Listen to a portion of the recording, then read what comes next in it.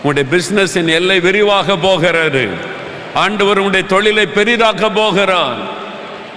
அவங்க சிரித்து கொண்டாங்க. ஏன்னா அவங்களுக்கு அந்த ஐடியாவே இல்லை. இது போதும், இவ்வளவுதான் நினைத்தாங்க. ஆனால் தேவன் பெரிய திட்டம் வைத்திருக்கிறார்.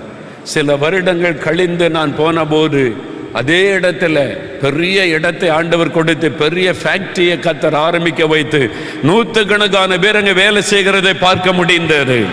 ஆண்டவர் சொல்லுகிறார், நான் உன்னை ஆசீர்வதித்து பெருக பண்ணுவேன். இன்றைக்கு கடன் தான் பெருகுது ஐயா, வட்டி தான் பெருகுது.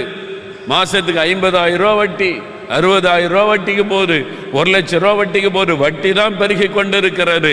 இனி வருகிற வருஷத்துல வட்டி இல்லாமல் போய்விடும்.